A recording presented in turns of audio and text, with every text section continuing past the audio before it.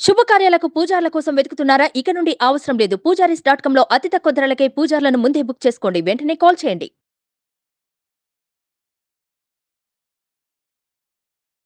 నమస్తే. ప్రస్తుతం మనతో ఉన్నారు ప్రముఖ ఆధ్యాత్మికవేత్త సురేష్ శర్మ గారు. వారితో మాట్లాడదాం. నమస్కారం గురుగారు. ఆయుష్మతి తల్లి. గురుగారు, ఇప్పుడు ప్రతి మాసానికి ఒక్కొక్క ప్రత్యేకత అనేది ఉంటుంది కదండి. ఇప్పుడు శ్రావణ మాసం చూసుకుంటే అమ్మవారికి, అలానే కార్తీక మాసం చూసుకుంటే శివునికి ఎక్కువ పూజలు చేస్తూ ఉంటాం.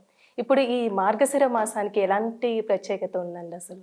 చాలా మంచి ప్రశ్నమ్మా మీరు అడిగినట్లుగా. చైత్రమాసం ఉగాది శ్రీరాముడికి చాలా ప్రీతికరమైన మాసం. వైశాఖ మాసం చూసినట్లయితే సాక్షాత్తు వ్యాస భగవానుడు వేదాలని పరిష్కరించినటువంటి వేదవ్యాస మహర్షికి చాలా ప్రీతి. జూన్ నెల వస్తే కర్షకులకి చాలా ప్రఖ్యాతి. కర్షకులు అంటే మనకు అన్నం పెట్టేవాళ్ళు రైతులు. ముందు దైవంతో మనం ఎంత మమేకం అవుతామో ఆ దైవం యొక్క మనుగడ మనకి ఎలా కనపడుతుంది అంటే ఈ అన్నం పెట్టే రైతు ద్వారా కనపడుతుంది. అందుకని మనకి జూన్ మాసంలో కనుక చూసినట్లయితే జ్యేష్ఠ మాసంలో ఏరువాక పున్నమి వస్తుంది. ఆ ఏరువాక పున్నమి వచ్చిన తర్వాత మరలా మనకి గురు పూర్ణమి అంటే మనకి మార్గనిర్దేశం చేసిన గురువుల్ని స్మరించుకోవడం. తర్వాత గురువు మనకి మార్గనిర్దేశం చేయడం ద్వారా మనం సర్వసంపదలు సమకూర్చుకుంటాం. ఆ సంపదలన్నీ కూరిన మాసం శ్రావణ మాసం. ఆ శ్రావణ మాసం యొక్క గొప్పతనం అది. సో ఆ తర్వాత శ్రావణ మాసం తర్వాత సంపద పూర్వంగానే కాదు కదా, ఆ సంపదలు వచ్చే మార్గాలు తెరుచుకుంటాయి. సో ఋతువులు కూడా చూస్తే మనకు అట్లాగే ఉంటాయి. వర్ష ఋతువు వస్తుంది. సో వచ్చిందంతా కూడా ఇతరుల పాల్పడకుండాను ఎటువంటి విఘ్నాలు లేకుండా పంట ఇంటికి చేరడం కానీ గణపతి అనుగ్రహం కావాలి. ఇప్పుడు కూడా పల్లెల్లో మనం చూసినట్లయితే ధాన్యపు రాశి మనం పోయంగానే వినాయకుడి బియ్యం అని వినాయకుడు ఒడ్లని తీసి పెడతారు. ఎందుకు అంటే గణపతికి ఇవ్వడం ఆచారం. ఇప్పుడంటే అంత వరి కోత మిషన్లు వచ్చేసాయి. పూర్వం రోజు కళ్యాణాలు పెట్టినప్పుడు గణపతికని కొంత ఒడ్లను తీసి పెట్టేవారు. ఆ గణపతి చవితికి ప్రీతిగా గణపతికి ఇచ్చేవారు అనమాట. ఆ తర్వాత భాద్రపద మాసం అయిపోయిన తర్వాత గురువు అనుగ్రహంతో విఘ్నాలు తొలగి చక్కగా మనకి శ్రావణ లక్ష్మి అనుగ్రహంతో గణపతి అనుగ్రహంతో మనకు సంపదలు వస్తాయి. ఆ తర్వాత వచ్చేటువంటి మాసం చూస్తే భాద్రపదం తర్వాత ఆశ్వీజం, సర్వశక్తి సమన్వితం. పంటలు పండే టైంలో వర్షాలతో సమృద్ధిగా పండేటప్పుడు ఆ పంటలకి చీడపీడలు రాకూడదని భగవంతుడి పూజ చేస్తూ కూడా నేను అనేక సార్లు చెప్పాను. ఎందుకు ఆశ్వీజ మాసంలోనే గుమ్మడికాయలు ఎక్కువ కొడతారు అంటే, మనం ఇప్పుడంటే కుంకుమ పోసి కొడుతున్నాం. వాస్తవంగా పెద్దలు దాంట్లో సైన్స్ను కూడా మిళితం ఉంచారు. ఏం చెప్పారంటే, ఆ గుమ్మడికాయ ఏదైతే ఉందో దాంట్లో పోయాల్సింది పసుపు సున్నము కలిపి పోయడం అన్నారు. దీనివల్ల భూమికి మేలు చేసేటువంటి క్రిమి ఏదైతే ఉంటుందో ఆ బ్యాక్టీరియా అది మేలుగా ఉంటుంది. పంటలకు హాని చేసేటువంటి బ్యాక్టీరియా చనిపోతుంది. అందుకని అక్కడ బాగా మనకి ప్రధానంగా ఈ యొక్క ఆశ్వీజ మాసంలో అమ్మవారి పూజ శక్తి ప్లస్ అదే టైంలో దేశం సుభిక్షత కోసం కూడా చెప్పారు. నెక్స్ట్ కార్తీకం వస్తుంది. కార్తీకంలో ఏమవుతుంది అంటే సహజంగా ఈశ్వర అనుగ్రహంతో ప్రళయాలు లాంటివి రాకుండా విపత్తులు రాకుండా మనకు ఆ పంట సుభిక్షంగా అట్లాగే దేశం కూడా ఎటువంటి ఇబ్బందులు లేకుండా ఉండాలని అక్కడ ఈ మార్గశిరం పక్కన పెడదాం. తర్వాత పౌష్యలక్ష్మి, మనకి పౌష్యమాసం వస్తే పంటలు ఇంటికి వస్తాయి. అప్పుడే కొత్త అల్లుళ్ళు మన ఇంటికి పిలుచుకోవడం, జనవరి సంక్రాంతి పండుగలు అద్భుతంగా చేసుకుంటాం. మరలా మనకు 2 నెలలు విరామం ఇస్తారు. మాఘమాసం ఈశ్వరుడి భక్తికి మళ్ళీ మొక్కుకొని స్వామి నువ్వు ఇచ్చిన అనుగ్రహంతో మాఘమాసంలో స్వామి నువ్వు ఇచ్చినటువంటి అనుగ్రహం అంతా కూడా చాలా బాగా ఉంది, బాగా పండే పంటలని కృతజ్ఞతగా మహాశివరాత్రి రోజు ఆయనకి దండం పెట్టుకుంటాం. మళ్ళీ పాల్గొన మాసంలో కొంచెం ఎండిన తర్వాత పంట మళ్ళీ చైత్రం నుంచి మనకి యొక్క దుక్కులు గిక్కులు మొత్తం మొదలు పెట్టుకుంటాం. వైశాఖాల నుంచి అంటే వర్ష ఋతువు నుంచి మనకి ఆ పంటల వృద్ధి నొందడం అనేది కనపడుతుంది. ఇక్కడ మార్గశిర మాసమే అన్ని మాసముల్లోకి మార్గశిర మాసం నేనై ఉన్నాను అన్నాడు విష్ణువు. అర్థమవుతుందమ్మా. ఇంతటి ప్రళయం రాకుండా ఈశ్వరుడు ఆపిన ఆ పంటని మరల నీకు ఇంటికి చేర్చి స్థితి కలిగించేటువంటి లక్ష్మీదేవి ఎవరైతే ఉంటుందో, ధాన్యలక్ష్మి, ధనలక్ష్మి, ఆ వీరలక్ష్మి ఎవరైనా కావచ్చు, ఆ లక్ష్మిని ఇంటికి రావాలి అంటే స్థితికారకుడైన మహావిష్ణువు అనుగ్రహం కలగాలి. ఈ మాసంలో మీరు చూసినట్లయితే అద్భుతమైనటువంటి నాగపంచమి, మనకు నాగ చవితి వచ్చేసి ఖచ్చితంగా మనకి చతుర్థి నాగుల చవితి కార్తీక మాసం వస్తుంది. ఆ పక్క రోజు కూడా నాగపంచమి చేస్తుంటారు. కానీ వాస్తవంగా మనకి ధర్మసింధు అనేటువంటి గ్రంథంలో స్పష్టంగా మార్గశిర మాసం ఎప్పుడని అంటే ధర్మం ఏది అని నిర్ణయించేటువంటి గ్రంథం ఇది. ఈ గ్రంథంలో మనకి స్పష్టంగా చెప్పారు ఈ నాగపంచమి. అంటే అక్కడ 3 పండుగలు ప్రత్యేకంగా ఉంటాయి. మీరు గమనించాల్సింది ఏంటంటే చాలా అద్భుతమైన పండుగలు 3 పండుగలు ఉంటాయి. ఈ 3 పండుగల్లో మీరు చూడండి, మొదటిది నాగపంచమి.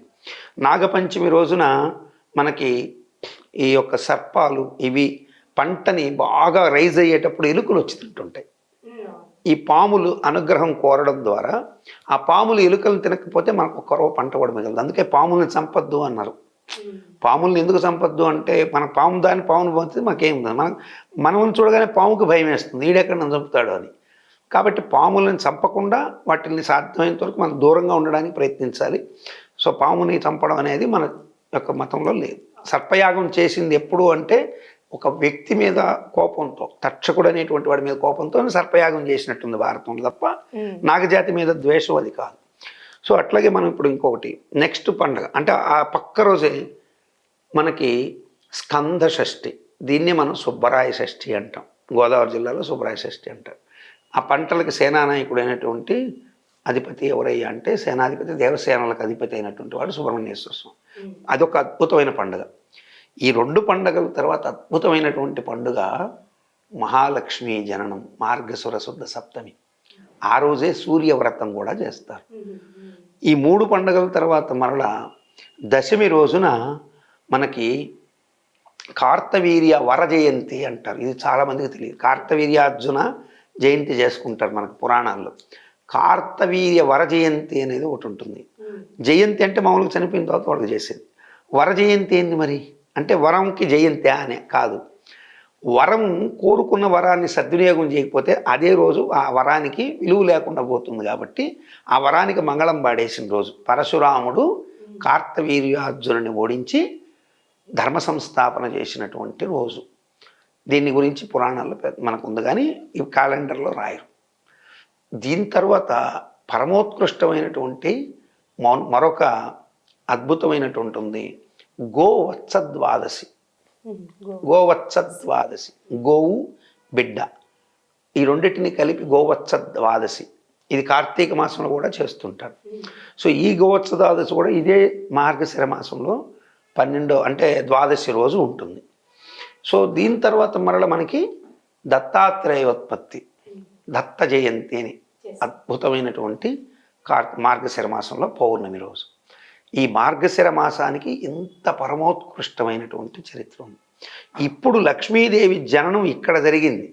చాలామంది తెలియక ఏమనుకుంటే దీపావళి మాసంలో ధనలక్ష్మి పూజ చేస్తారు. కానీ మనకి శాస్త్ర ప్రకారం ఆ రోజుకి అమ్మవారు ఒక్కరోజు ఒక సంవత్సరం పాప, ఆమె పుట్టినరోజు వేడుక. మనం ఇక్కడ పుట్టినరోజు వేడుకని మనం అమావాస్య రోజు చేస్తుంటారు, కానీ అమావాస్య కాదు, ధనత్రయోదశి రోజు లక్ష్మీదేవికి పండగ చేశారు. ఎందుకు చేయాల్సి వచ్చిందనే దానికి చాలా కథ ఉంది. ఇక్కడ లక్ష్మీ ఉత్పన్నం గురించి మార్గశిర మాసంలో లక్ష్మీదేవి శుద్ధ సప్తమికి పుట్టిందట. సో వారికి ఆ సప్తమిలో పుట్టినటువంటి వారికి సూర్యానుగ్రహం కలుగుతుందని వ్రతం. ఈ సూర్యవ్రతం రోజున మనం లక్ష్మీ వ్రతం చేసుకుని పౌర్ణమి నాడు లవణదానం చేయమని చెప్పారు. ఉప్పుని మహాలక్ష్మీ ప్రీతిగా లవణదానం ఎవరైతే చేస్తారో వారికి తప్పకుండా సర్వసంపత్తులు కలుగుతాయి అని అంత ఖచ్చితంగా ఎలా చెప్తున్నారో అని మీరు అడగచ్చు. కలుగుతాయి అనే దానికి నిదర్శనం ఏమిటంటే అరణ్యవాసంలోకి వెళ్ళే పాండవులు అన్నపానాదులు లేక బాధపడుతున్నప్పుడు స్కంద షష్ఠి రోజు, ఈ స్కంద షష్ఠికి కూడా గొప్ప చరిత్ర ఉంది. మన పక్కి దీన్ని పెద్దగా పట్టించుకోరు. దక్షిణాదిలో దీన్ని బ్రహ్మాండంగా చేస్తారు. ఎందుకంటే 6 సుబ్రహ్మణ్య క్షేత్రాలు అక్కడే ఉన్నాయి. సో అక్కడ బాగా చేస్తారు. మహారాష్ట్ర ప్రాంతంలో చంపాషష్ఠి అని చేస్తారు. చంపాషష్ఠి అని దీనికి ఒక అద్భుతమైనటువంటి రోజు కింద చూస్తారు. ఈ చంపాషష్ఠి పక్క రోజు వచ్చేటువంటి ఈ సప్తమికి మహాలక్ష్మి ఆవర్భదనం. మీరు ఈరోజు కనుక కొల్హాపూర్లో కనుక చూస్తే అద్భుతమైనటువంటి పూజలు జరుగుతాయి. కొల్హాపూర్ మహాక్షేత్రం లక్ష్మీ అమ్మవారిది. అష్టాదశ శక్తి క్షేత్రాల్లో కొల్హాపురేతు మహాలక్ష్మి.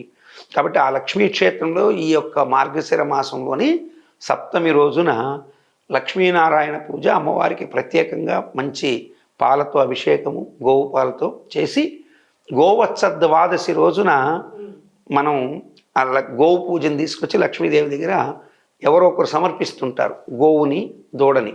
అవి ఇప్పుడు ఇదే ఆచారం కోడి దూడని సమర్పించేటువంటి ఆచారం కూడా మన తెలంగాణ ప్రాంతంలో వేములవాడి రాజన్న, అందరికీ తెలుసు, రాజరాజేశ్వర స్వామి, ఇప్పటికి కూడా కోడి దూడలు ఇస్తారు. పూర్వం రోజుల్లో కోడి దూడని ఇవ్వలే ఆయనకి, గోవత్స ద్వాదశి రోజు ఆయనకి కూడా ఇట్లాగే ఇచ్చేవారు. మరి అది ఆచారం ఎక్కడ మారిందో తెలియదు. ఆవు ఎగిరిపోయింది, ఎద్దులు మాత్రం ఈనాటికి సమర్పించుకుంటూనే ఉన్నాం తల్లి. చాలా చక్కగా తెలుసు గురుగారు, ధన్యవాదాలండి.